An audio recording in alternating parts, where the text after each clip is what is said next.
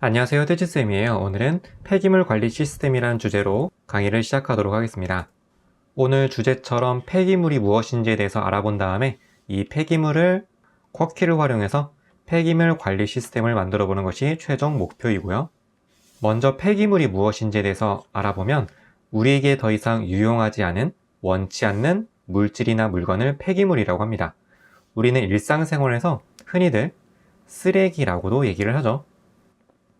이러한 폐기물은 크게 두 가지 종류로 나눌 수가 있어요. 첫 번째로는 천연 폐기물인데요.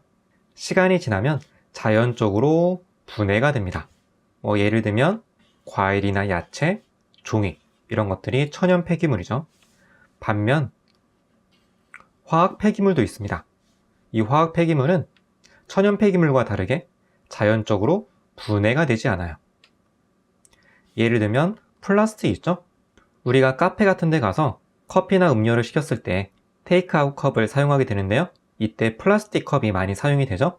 이러한 플라스틱은 자연적으로 분해되지 않기 때문에 사실 지구의 환경을 생각한다면 줄이는 것이 좋습니다. 폐기물 관리라는 건 생성된 폐기물을 적절하게 수집하고 운송하고 이러한 것들을 처리하는 이 전 과정을 폐기물 관리라고 하는데요. 이 폐기물 관리를 통해서 연료를 얻기도 하고요. 혹은 전기를 생산하기도 합니다. 우리가 폐기물 관리를 하는 이유는 이 과정을 통해서 환경을 깨끗하게 유지하는 데 도움이 되고요. 결과적으로 환경오염을 줄일 수가 있습니다. 그리고 당연히 자원의 소비를 줄이는 데도 도움이 되고요.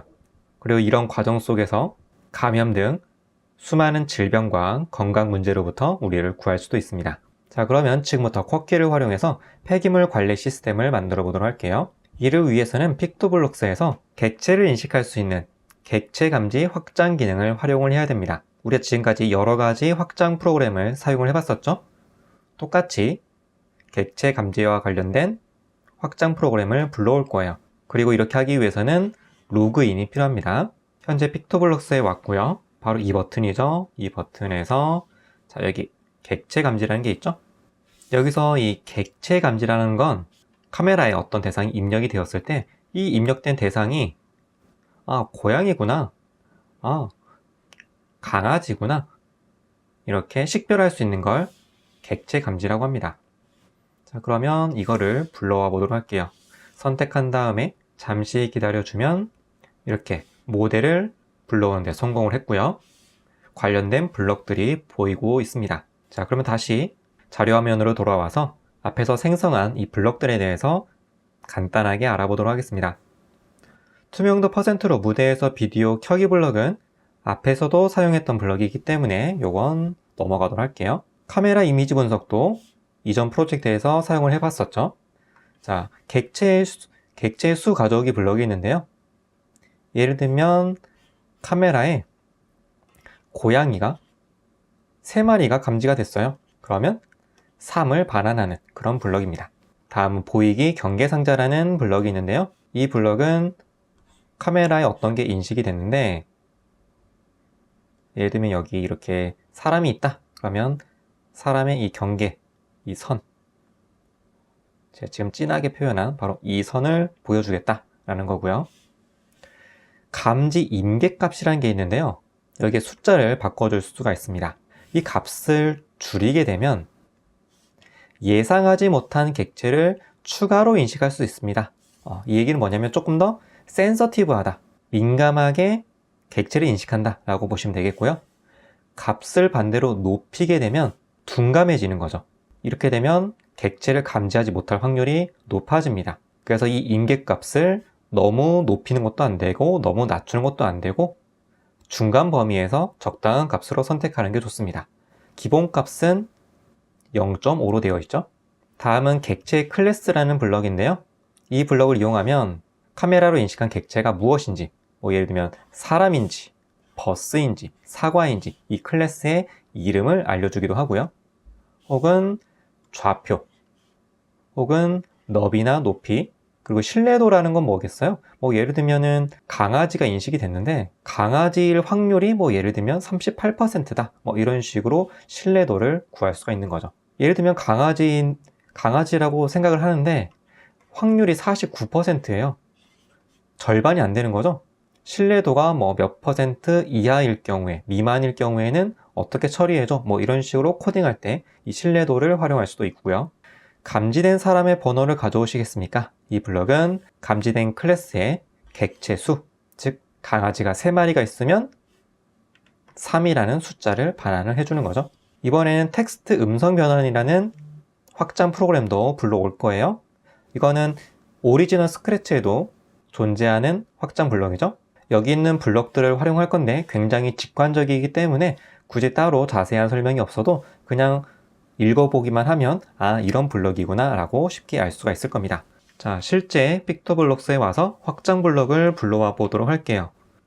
여기 밑에 보면 텍스트 음성 변환이라고 있죠? 이걸 선택을 한 다음에 바로 이렇게 블럭이 불러온 것을 확인할 수가 있습니다. 그러면 지금부터 코딩을 해보도록 할게요. 가장 먼저 이벤트 블럭을 가지고 오고요. 기본 초기화 블럭이 필요합니다. 객체 감지 카테고리에서 카메라로 촬영하는 게 보여지도록 할 거고요. 경계 상자도 보이게 할 겁니다. 그리고 임기 값을 선택할 수 있었죠? 이렇게 낮출 수도 있고 높일 수도 있는데 일단 기본 값이 0.5로 할 거예요. 자, 여기까지가 기본 세팅 블럭이고요. 자, 지금부터는 실제로 분석할 수 있는 블럭을 갖고 올 겁니다. 카메라 이미지 분석, 이 블럭이 필요하고 조건문을 활용해 볼 건데 조건문이니까 제어 카테고리에서 만약 이라면 이라는 블럭을 가지고 올게요. 카메라로 이미지 분석을 했는데 그 결과가 감지되었습니까? 이 블럭을 보면 사람 말고 다양하게 있는데 여기서 사과로 선택을 하고요. 사과가 감지가 되면 쿼키의 매트릭스를 표시를 해볼 건데요.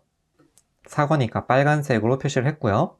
자, 이 블럭을 복사를 해서 이번에는 사과가 아니라 저희 집에 바나나가 있거든요. 그래서 바나나를 감지하게 되면 이번에는 매트리스에서 바나나니까 이 색깔로 해볼게요.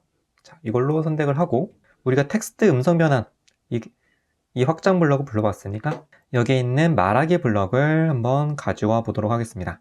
자, 이렇게 가지고 와서 사과는 천연 폐기물입니다. 자, 이렇게 하고요. 바나나 말고 다른 걸 해볼게요. 물병으로 바꿔볼게요. 오늘 주제가 폐기물이었기 때문에 천연 폐기물, 물병은 화학 폐기물이죠. 자, 이렇게 해보도록 하겠습니다. 자, 그런데 제가 왜 이걸 떨어뜨려 놨을까요? 네, 얘는 무한반복문으로 계속해서 돌려야 되는 블럭이기 때문에 따로 빼놓은 거예요. 자, 그래서 제어해서 무한반복하기를 가지고 와서 이 전체를 이 안에다가 쏙 넣어줄게요. 자, 이렇게 하면 되겠죠. 천연 폐기물입니다. 천연 폐기물입니다. 네, 이렇게 천연 폐기물입니다. 사과를 인식하니까 천연 폐기물이라고 얘기를 하죠. 이번엔 물병. 화학 폐기물입니다. 네, 화학 폐기물입니다. 물병을 비추니까 화학 폐기물입니다. 화학 폐기물이라고 얘기를 하죠. 마찬가지로 이 픽토블럭스 화면에도 뭔가 얘기해주고 싶다면 형태 카테고리에서 똑같이 말하기 블럭을 가지고 와서 이걸 그대로 복사해서 쓸 수가 있겠죠? 자, 그러면 천연 폐기물입니다. 이렇게 천연 폐기물입니다. 화면에도 나오죠? 천연 폐기물입니다. 물병. 화학 폐기물입니다. 화학 폐기물입니다. 자, 이렇게 활용할 수가 있습니다. 이렇게 해서 오늘은 폐기물 관리 시스템에 대해서 알아봤습니다. 감사합니다.